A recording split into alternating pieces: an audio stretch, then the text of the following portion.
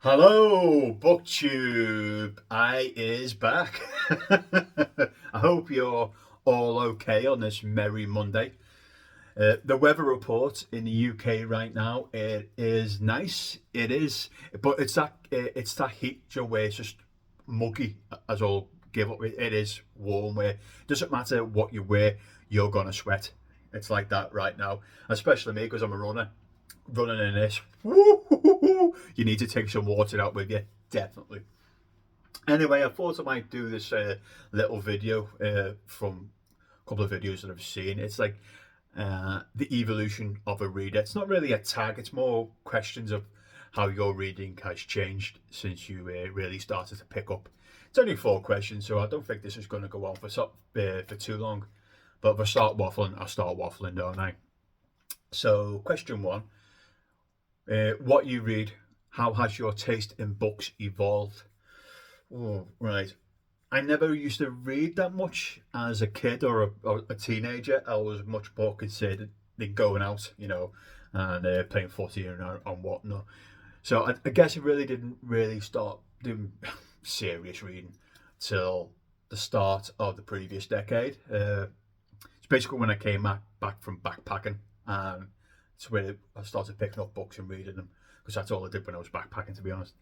And way back when, 15 years ago, whatever that was, I was a fantasy reader. All I read was fantasy. So I've done hundreds and hundreds of the buggers. And maybe a bit of science fiction mixed in there. So, and after a few years doing that, you're like, oh, I need something different because the same old stories, the same old tropes, all like with fantasy, isn't it? Oh, the farm boy who becomes king or a wizard, the love triangle, the evil person in the background who's causing society to collapse or whatever it is. It's usual, fantasy rubbish. And I tried to change it a little bit by doing different fiction. So a lot of murder mystery I did, and some contemporary or historical novels as well, which is good. But it never really replaced that, the fantasy quagmire that I was in until I started to read non-fiction. Now, the author that really got me into non-fiction, I know there's a lot of naysayers out there, but for me, he really worked, and it's Bill Bryson. I love his sense of humour. It's really up my street, and Bill Bryson is the person who bridged that fiction non-fiction gap for me. And from that point, I started to read a lot of history and biography, which I still do right now, and especially military history. I really love military history, to be honest with you. To the point right now, I'm mostly a non-fiction reader. I do occasionally, go back to I pick up another fantasy novel, but I'm so jaded with it now. I'm like, oh, come on, this is so predictable.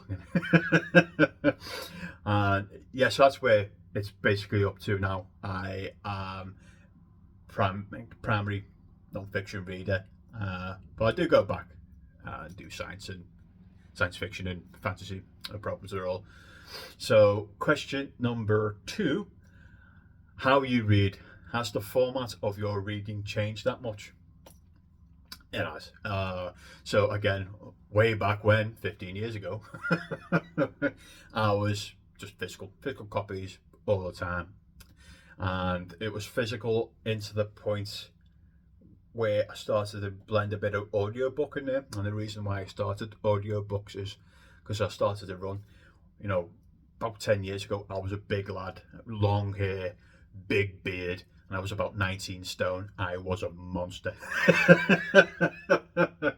So to help me through just to run, just to completely try and zone out that I'm actually doing exercise, I did a lot of audio booking. And I still do audiobooks now, but I used audiobooks as a kind of like a reread of books I've already done. A lot of fantasy books. So I've got The Wheel of Time. A lot of Robin Hobb is probably one of my favourite series.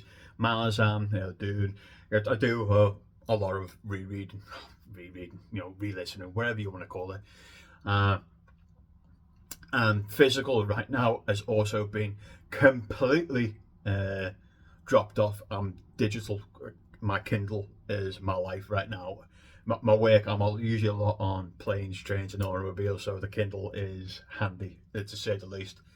To the point, physical copies, I probably wouldn't read a physical copy unless it's something from one of my shelves, a new release. So I won't buy a new release. I'll just go to the library or like a gift. Or my last haul I did was 3 books from my neighbour. So that's the only time I got read a physical book, because the Kindle, or is it Kobo, it's so much better. It's so easy to read on these things now.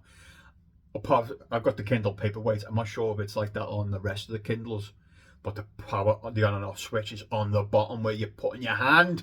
Why? I can't tell you the amount of times I've turned the Kindle off and went, oh, okay, press it again. Here we go. Wait for it to load up. You could just tell that Kindle wasn't made by actual readers. Oh, yeah. So yeah, my reading has completely changed, and the format has changed to the point physical no longer. It's audiobook and books I've already read, and my Kindle. So question number 3: how much you read? Do you read more or less than previously, and when do you read?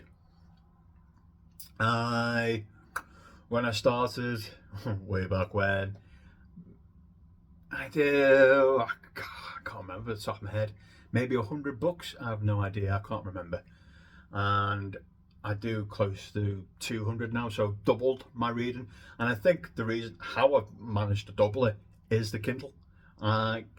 They are so easy to read on, and my reading has fast now since I've been on a Kindle. And I know there's a lot of people who I prefer physical copies, because it is nice seeing the library full of books and whatnot.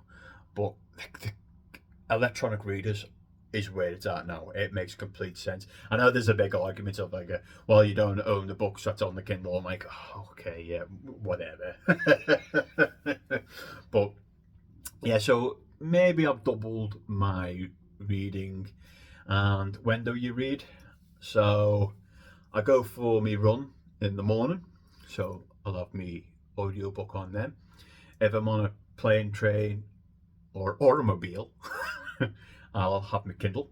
When I'm working, I'll have my Kindle, I'll zone out, I'll read my Kindle. And then if I'm not doing anything, if I'm not going out, so I've got nothing planned, I'll be on the couch down the stairs once I finish work, after I've done me, after I've ate, and I'll just be on the couch reading.